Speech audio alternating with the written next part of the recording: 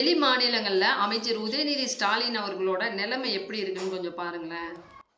ಸ್ಟಾಲಿನ್ ಅವರ ಮಗ ಇವ ಈ ಹಿಂದೆ ಒಂದು ಹೇಳಿಕೆ ಕೊಟ್ಟಿದ್ದ ಸನಾತನ ಧರ್ಮ ಡೆಂಗ್ಯೂ ಮಲೇರಿಯಾ ಇದ್ದಂಗೆ ಅಂತ.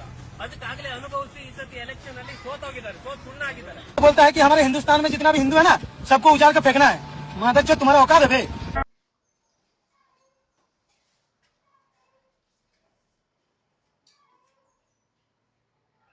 तमिलनाडु की जय हो। लोगों को विभाजित करने वाला सनातन निश्चित रूप से समाप्त होना। ಈಗ ಉದಯ ಸ್ಟಾಲಿನ್ ನೀನು ಸನಾತನ ಧರ್ಮ ನಿರ್ಮೂಲನೆ ಮಾಡ್ತೀಯಾ? ಆಲ್ರೆಡಿ ಜನ ನಿನ್ನ ನಿರ್ಮೂಲನೆ ಮಾಡಿದಾರ. ನೀನು ಸನಾತನ ಧರ್ಮ ತಂಟೆಗೆ ಬಂದ್ರೆ ಇನ್ನೂ ನೀನು ನಿರ್ಮೂಲನೆ ಆಗ್ತೀಯಾ? ಇದು ನಿನಗೆ ಎಚ್ಚರಿಕೆ.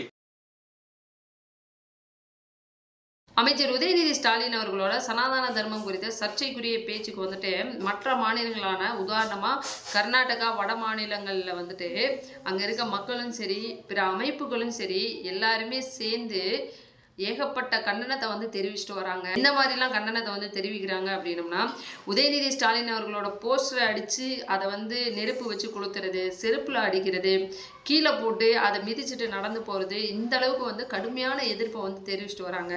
கர்நாடகாவில் இருக்கிற இந்து அமைப்பினர் வந்து கன்னட மொழியிலையும் வட மாநிலங்களில் இருக்கிறவங்க ஹிந்தி மொழியிலையும் போஸ்டர் அடித்து கண்டனத்தை வந்து தெரிவிச்சுட்டு இருக்காங்க.